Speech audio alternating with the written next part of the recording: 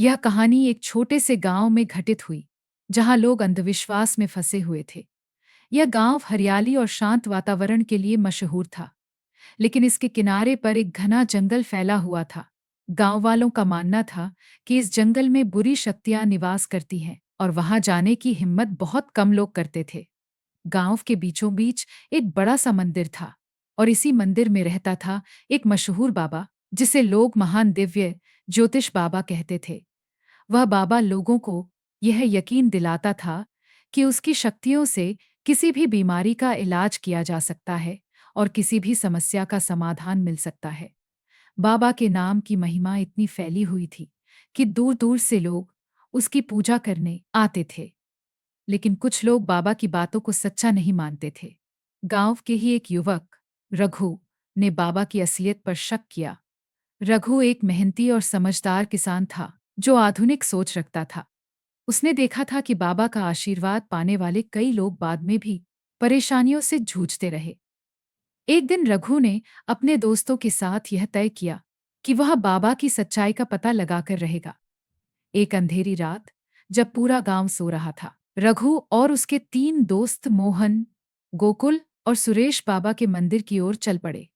उन्हें मालूम था कि बाबा अपने शिष्यों के साथ गुप्त मंत्रोच्चार करता था, और आज वही समय था।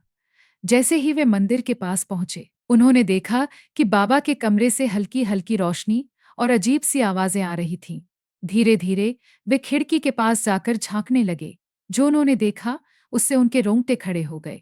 बाबा एक बड़े त्रिशूल के सामने बैठा हुआ था, और उसके चारों ओर काले कपड़े पहने हुए शिष्य मंत्र पढ़ रहे थे। त्रिशूल के सामने एक मानव खोपड़ी रखी हुई थी, और बाबा उसके ऊपर लाल रंग के धागे बांध रहा था। उसके चेहरे पर एक भयानक मुस्कान थी, और उसकी आंखें चमक रही थीं, जैसे किसी पिशाच की हों। आज यह बलिदान पूरा होगा और मेरी शक्तियां बढ़ जाएंगी, बाबा ने हंसते हुए कहा। तभी उसने अपने हाथों से एक मटके को उठाया, और उस मटके से खून टपकने लगा। ये देखकर रघु और उसके दोस्तों की धड़कनें तेज हो गईं। खून का वह मटका उस इंसान का था जो पिछले महीने गायब हो गया था। गांव वाले मानते थे कि वह जंगली जानवरों का शिकार हो गया होगा, लेकिन असल में वह बाबा के काले जादू का शिकार बन चुका था। यह सब देखकर रघु ने इशारे से अपने दोस्तों को भागने को कहा, लेकिन तभी एक जोरदार आवाज गूंजी, जैसे कोई भारी दरवाजा धड़ाम से बंद हुआ हो। बाबा ने अचानक खिड़की की तरफ देखा। उसकी आंखें गुस्से से लाल हो गईं। कौन है वहां? उसने गरजते हुए पूछा। इप रघु और उसके दोस्तों ने भागने की कोशिश की, लेकिन बाबा ने अपने शिष्यों को इशारा किया। शिष्य तेजी से उनके पीछे दौड़ पड़े। रघु और उसके दोस्त अंधेरे में दौड़ते चले गए, लेकिन जंगल के घने रास्तों में उन्हें कुछ दिखाई नहीं दे रहा था। तभी एक भयानक आवाज उनके पीछे से आई, जैसे कोई बड़ा जानवर गुर्रा रहा हो। रघु ने पीछे मुड़कर देखा। बाबा अब वहां खड़ा था, लेकिन उसकी मानव रूपी छवि अब बदल चुकी। उसकी आंखें जल रही थीं, और उसके हाथ पंजों में तब्दील हो गए थे। उसका मुंह एक भेड़िए की तरह खुला हुआ था। तुम लोगों ने मेरी साधना को भंग किया है, अब तुम्हें इसका दंड मिलेगा, उसने खौफनाक हंसी के साथ कहा। रघु और उसके दोस्त बुरी तरह से डर चुके थे। वे अपनी जान बचाने के लिए दौड़ते रहे, लेकिन जंगल की हर शाखा जैसे उनके रास्ते को रोकने लगी। पेड़ की जड़ें उनके पैरों को पकड़ने की कोशिश कर रही थीं। बाबा की परछाई उनके ऊपर मंडराने लगी। रघु ने पूरी ताकत से एक पेड़ से बचकर छलांग लगाई, लेकिन तभी मोहन चीखता हुआ गिर पड़ा। बाबा की परछाई ने उसे पकड़ लिया था। रघु ने मुड़कर देखा, लेकिन वह मोहन को बचा नहीं सका। बाबा ने उसे अंधकार में घसीट लिया। बाकी के 2 दोस्त भी थक चुके थे, और उनके पैर लड़खड़ाने लगे। आखिरकार, जब सब उम्मीदें खत्म हो चुकी थीं, तभी एक पुराना साधु वहां प्रकट हुआ। वह जंगल के एक कोने से चमकती हुई रोशनी लेकर आया, और उसने बाबा पर अपनी मंत्र शक्ति फेंकी। बाबा जोर से चीखते हुए पीछे हट गया और अंधकार में गायब हो गया। वह साधु गांव का असली रक्षक था, जिसने बाबा की शक्तियों को पहले भी कई बार रोका था। उसने रघु और उसके दोस्तों को मंदिर से दूर सुरक्षित स्थान पर पहुंचाया, और उन्हें सच्चाई बताई कि ये बाबा वास्तव में एक पिशाच था, जो गांव वालों के अंधविश्वास का फायदा उठाकर अपनी शक्ति बढ़ा रहा था। गांव वालों ने जब बाबा की सच्चाई सुनी तो उनकी आंखों में खौफ और हैरानी दोनों था। वह किसी भयानक दुस्वप्न से कम नहीं था। लेकिन गांव के बड़े बुजुर्गों ने महसूस किया कि यह कोई सामान्य बात नहीं थी। उन्होंने निर्णय लिया कि अब इस समस्या का स्थायी समाधान ढूंढना पड़ेगा। गांव के मुखिया चौधरी शिवराम ने अगले दिन गांव की एक आपातकालीन बैठक बुलाई। गांव के लोग मंदिर के सामने इकट्ठा हुए। मंदिर अब भी भयावह और रहस्यमयी लग रहा था, जैसे उसमें कुछ भूतिया ऊर्जा समाई हुई हो। शिवराम ने सबको बताया, आज तक हम बाबा के प्रभाव में रहे, उसकी शक्तियों से डरते रहे। लेकिन अब समय आ गया है कि हम एकजुट होकर उसका सामना करें। हमें इस पाखंडी को गांव से हमेशा के लिए भगाना होगा। लोगों में अब भी डर बना हुआ था, लेकिन उनमें से कुछ ने रघु की बहादुरी से प्रेरणा ली। उन्होंने फैसला किया कि वे भी बाबा के आतंक का अंत करना चाहते थे। इसके लिए वे उस बूढ़े साधु से मार्गदर्शन लेने गए, जिसने रघु और उसके दोस्तों को बचाया था। साधु बाबा, जिनका नाम अवधेश शशि था, गांव के एक कोने में एक पुरानी झोपड़ी में रहते थे। वह साधु बहुत कम ही बाहर आते थे और केवल जरूरत पड़ने पर ही गांव वालों से बातचीत करते थे। साधु अवधेश ने लोगों को बताया कि यह बा कोई साधारण इंसान नहीं, बल्कि एक पिशाच है जो अंधेरे जादू और मानव बलि से अपनी शक्ति बढ़ाता है। यह बाबा उन काली शक्तियों का सेवक है जो इस जंगल में सदियों से बसी हुई हैं। उसे रोकने के लिए हमें एक विशेष अनुष्ठान करना होगा, जिसमें पूरे गांव का सहयोग चाहिए। लेकिन ध्यान रहे, यह कार्य बहुत खतरनाक होगा। अगर हमारी एक भी गलती हुई तो बाबा की शक्ति और भी बढ़ सकती है। लोगों ने डरते डरते सहमति दी, क्योंकि अब उनके पास कोई और विकल्प नहीं था। साधु अवधेश ने उन्हें बताया कि यह अनुष्ठान आधी रात को करना होगा, जब चांद की रोशनी सबसे ज्यादा तेज हो और अंधकार अपनी चरम सीमा पर हो। गांव के लोग अगले कुछ दिनों तक तैयारी में जुट गए। महिलाओं ने मंदिर के चारों ओर सुरक्षा के लिए पवित्र गोले बनाए और गांव के बच्चों को सुरक्षित स्थानों पर छिपरिया दिया गया। आधी रात का समय आ पहुंचा। चारों ओर सन्नाटा था और हवा में एक अजीब सी ठंडक थी। मंदिर के प्रांगण में रघु, मोहन, गोकुल और सुरेश समेत गांव के तमाम लोग इकट्ठा हो गए। उनके हाथों में मशालें थीं और उनके चेहरों पर भय और संकल्प का मिला-जुला भाव था।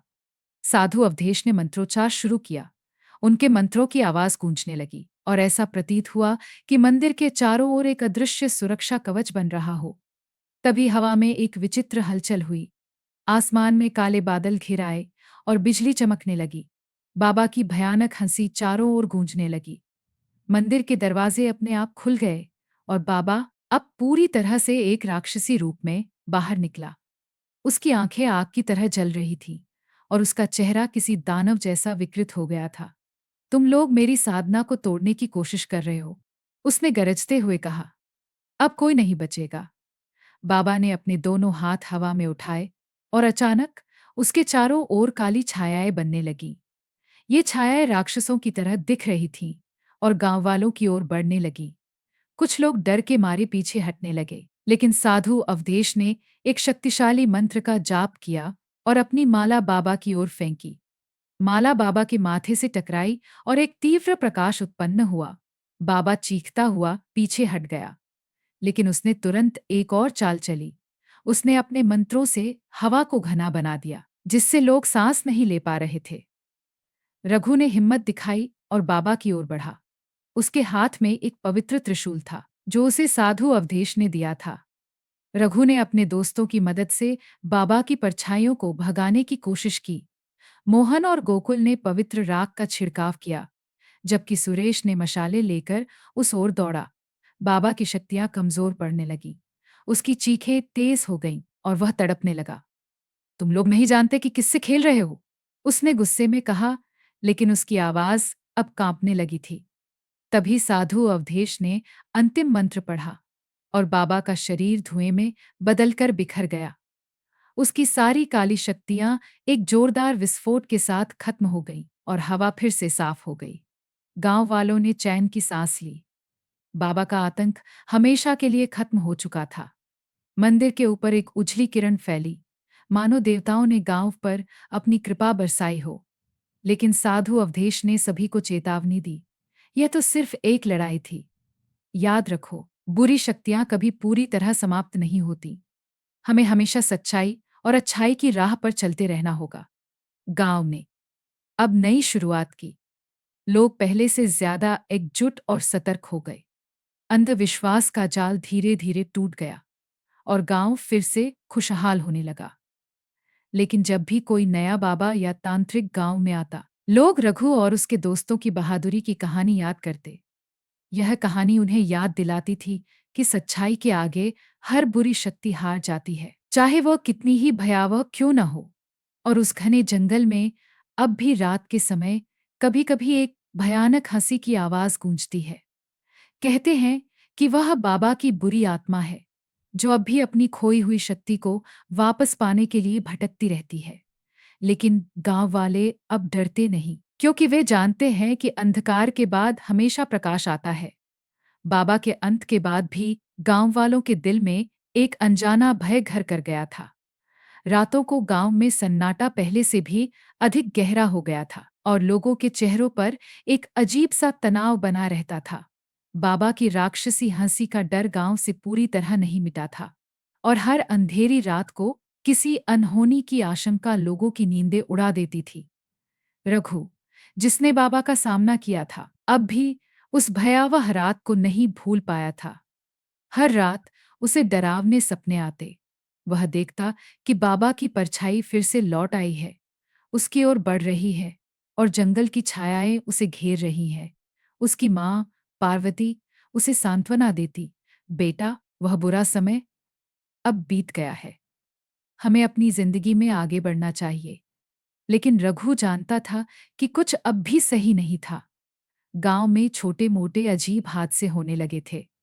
किसी के घर के दरवाजे रात को अपने आप खुल जाते, किसी के पशु बिना किसी कारण के बीमार हो जाते और कभी-कभी मंदिर के पास अजीब सी बड़बड़ाहट सुनाई देती। एक दिन गांव के सबसे बुजुर्ग आदमी हरिराम ने बताया कि उन्होंने मंदिर के पास रात में बाबा की परछाई देखी है। उनके शब्द गांव वालों में सिहरन पैदा कर गए। वह वापस आ गया है, हरिराम ने कांपते हुए कहा। गांव में एक बार फिर भय का साया फैलने लगा। साधु अवधेश, जो उस रात बाबा के खिलाफ लड़े थे, ने महसूस किया कि कुछ बुरी शक्ति फिर से जाग रही है। उन्होंने रघु को बुलाया और कहा, ये लड़ाई अभी खत्म नहीं हुई है बेटे। बाबा की आत्मा पूरी तरह नष्ट नहीं हुई। उसने इस जंगल में कुछ ऐसा छोड़ा है जो उसे वापस ला सकता है। हमें उस बचे हुए अंश को नष्ट करना होगा। रघु ने हिम्मत जुटाई और अपने दोस्तों मोहन, गोकुल और सुरेश को एक बार फिर अपने साथ जोड़ा। इस बार वे सभी जानते थे कि यह मुकाबला पहले से भी ज्यादा कठिन होगा।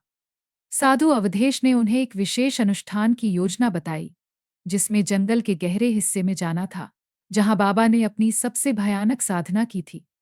वह स्थान कालवन के नाम से जाना जाता था, जो घने पेड़ों और रहस्यमयी छायाओं से घिरा हुआ था। वहां जाने की हिम्मत अब तक किसी ने नहीं की थी। अगली रात चारों दोस्त और साधु अवधेश अनुष्ठान की सामग्री सामग्री लेकर जंगल में उतरे। हवा में अजीब सी गंध थी और पेड़ों की शाखाएं उनके हर कदम के साथ खड़खड़ाती हुई लग रही थी, जैसे किसी अदृश्य शक्ति ने उनके ऊपर अपनी नजरें गड़ा रखी हों। रास्ते में जंगली जानवरों की गुर्राहटें सुनाई देती रहीं और ठंडी हवा ने उनकी रीढ़ में सिहरन पैदा कर दी। जब वे कालवन के प्रवेश पर पहुंचे, तो वहां की हवा और भी भारी और ठंडी हो चुकी थी। साधु अवधेश ने अपने मंत्रों का जाप शुरू किया और उन्होंने अनुष्ठान का चक्र तैयार किया। लेकिन जैसे ही मंत्रोच्चार शुरू हुआ, जंगल में अजीब घटनाएं घटने लगीं। पेड़ झूमने लगे, जैसे किसी अदृश्य शक्ति ने उन्हें पकड़ लिया हो। चारों ओर अंधकार बढ़ने लगा और ऐसा लगा मानो पूरा जंगल बाबा की शक्ति से जाग गया हो। तभी एक डरावनी चीख हवा में गूंजी और बाबा की परछाई उनके सामने प्रकट हो गई। इस बार बाबा की आत्मा पहले से भी ज्यादा शक्तिशाली लग रही थी।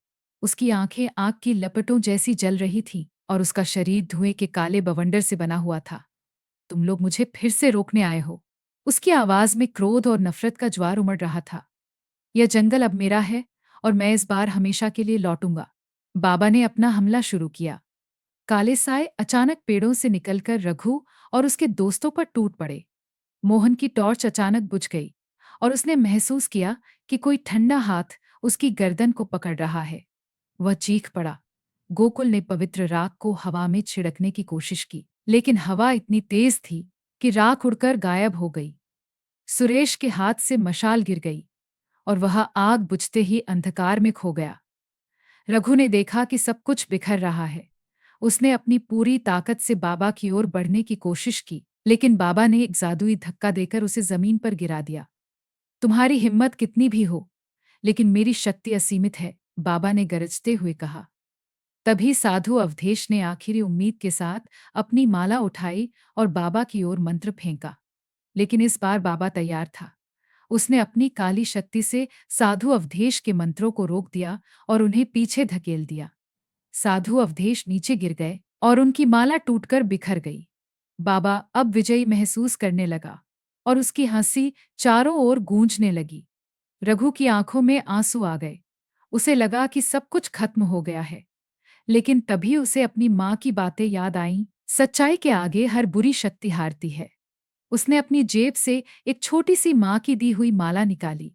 यह माला उसकी माँ ने उसे उस रात दी थी, जब वह बाबा का सामना करने गया था। उसकी माँ ने कहा था, यह तुम्हारी रक्षा करेगी, बेटा। इसमें माँ की प्रार्थनाओं की शक्ति है। रघु ने अपनी माँ की माला को कसकर पकड़ लिया और बाबा की ओर बढ़ा। बाबा ने उसे आते देख फिर से हमला करने की कोशिश की, लेकिन रघु ने माला को उसकी ओर फेंक दिया। माला हवा में चमक उठी और बाबा की छाती से टकराई। एक जोरदार विस्फोट हुआ और बाबा की काली शक्ति धुआं बनकर बिखर गई। उसकी चीख इतनी जोरदार थी कि पूरा जंगल कांप उठा। उसकी परछाई धीमे धीमे गायब होने लगी और अंधकार दूर हट गया। जंगल में अचानक शांति छा गई। हवा अब हल्की और ताजगी से भरी हुई थी। रघु और उसके दोस्त घायल और थके हुए थे, लेकिन उनके चेहरों पर एक मुस्कान थी। उन्होंने आखिरकार बाबा की आत्मा को हमेशा के लिए नष्ट कर दिया था। साधु अवधेश ने धीरे धीरे उठते हुए कहा, तुमने माँ की शक्ति और सच्चाई के बल पर इस बुराई का अंत कर दिया, बेटे। ये तुम्हारी सबसे बड़ी जीत है। गांव में लौटकर रघु और उसके दोस्तों ने जब यह कहानी सुनाई, तो लोग उनके साहस और माँ की माला की शक्ति को देखकर भावुक हो गए। गांव में अब सच्चाई की महिमा और अंधविश्वास के खिलाफ जागरूकता फैलने लगी। लोग जान गए कि सच्चाई और अच्छाई की शक्ति सबसे बड़ी होती है और एक माँ की प्रार्थना सबसे पवित्र होती है। लेकिन फिर भी कालवन के पास अब भी कोई नहीं जाता। गांव वालों का मानना है कि वहां अब भी कुछ रहस्यमयी ताकतें छिपी हुई हैं, और जब भी कोई अजनबी बाबा गांव में आता है, लोग सतर्क हो जाते हैं, क्योंकि उन्हें पता है कि बुरी शक्तियां कभी पूरी तरह खत्म नहीं होती और उन्हें सच्चाई और साहस से हर बार हराना पड़ता है। गांव वालों ने उस रात की कहानी सुनकर राहत की सांस ली, लेकिन एक गहरी सीख भी ली। उन्होंने समझा कि डर और अंधविश्वास से घिरकर जीना सच के बिना जीने जैसा है। बाबा की हार के बाद गांव में धीरे धीरे सामान्य जीवन लौट आया। लोग खेतों में काम करने लगे, बच्चे फिर से खेलते हुए देखे जाने लगे और गांव की औरतें मिलकर त्योहारों की तैयारी करने लगीं। लेकिन एक चीज में बदलाव आ चुका था। लोग अब आंख मूंद कर किसी पर विश्वास नहीं करते थे। हर व्यक्ति अब पहले सच्चाई और सच्चे कर्मों का महत्व समझता था। रघु और उसके दोस्तों की बहादुरी की चर्चा पूरे गांव में होने लगी।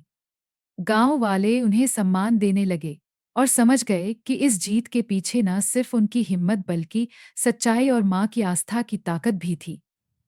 साधु अवधेश ने गांव वालों से विदा ली, यह कहते हुए, मेरा काम यहाँ पूरा हुआ। हमेशा सच्चाई का साथ देना और अपनी माँ की प्रार्थनाओं को न भूला। रघु की माँ पार्वती अपने बेटे को गले लगाकर रो पड़ी। उसे अपने बेटे पर गर्व था और उसने ईश्वर को धन्यवाद दिया कि उसकी माला और उसकी प्रार्थना ने उसकी रक्षा की। गांव के बुजुर्ग हरिराम ने रघु से कहा, तुमने हमें बहुत बड़ा सबक सिखाया है, बेटे। सच्चाई की राह कभी आसान नहीं होती, लेकिन जो उस पर चलता है उसकी जीत निश्चित होती है। हालांकि बाबा की आत्मा को नष्ट कर दिया गया था, फिर भी गांव के लोग कालवन के पास नहीं जाते थे। वे जानते थे कि वहां अब भी बुरी शक्तियों का कुछ अंश रह सकता है और यह समझदारी थी कि उसे अनावश्यक छेड़ना नहीं चाहिए। काल्वन अब एक स्थायी चेतावनी बन चुका था, अंधविश्वास, पाखंड और बुराई की याद दिलाने वाला स्थान। लेकिन जैसे जैसे समय बीतता गया, गांव एक नई दिशा में बढ़ने लगा।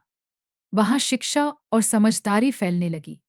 गांव के युवा अब गांव में ही शिक्षण कार्य शुरू करने लगे और बच्चे पढ़ाई में रुचि लेने लगे। लोग खेती में नए तरीके अपनाने लगे और पुराने अंधविश्वासों से बाहर निकलने की कोशिश करने लगे। रघु और उसके दोस्तों ने भी गांव को बेहतर बनाने के लिए मेहनत की। गांव में मंदिर अब पहले की तरह नहीं था। उसे एक साधारण पूजा स्थल बना दिया गया, जहां लोग बस श्रद्धा के साथ प्रार्थना करते थे, किसी भी चमत्कार की उम्मीद किए बिना। वहां केवल एक बात याद दिलाई जाती थी, आस्था, लेकिन विवेक के साथ। और इस तरह गांव में एक नया अध्याय शुरू किया। रघु और उसके दोस्तों की कहानी सदियों तक सुनाई जाती रही, ताकि आने वाली पीढ़ियां जान सकें कि सच्चाई का रास्ता मुश्किल हो सकता है, लेकिन उस पर चलने वाले ही असली विजेता होते हैं। रात के समय कभी कभी जब चांद अपनी सबसे तेज चमक बिखेरता था, लोग काल्वन के पास अजीब सी फुसफुसाहटें सुनने का दावा करते थे। लेकिन अब गांव में डर नहीं था, बल्कि समझदारी और विश्वास का एक नया दीप जल चुका था। और इस तरह बाबा की बुरी छाया हमेशा के लिए मिट गई, लेकिन उसकी कहानी एक चेतावनी बनकर हमेशा जीवित रही। सच्चाई की शक्ति से बड़ा कोई पाखंडी नहीं, और माँ की प्रार्थना से बड़ा कोई रक्षक नहीं।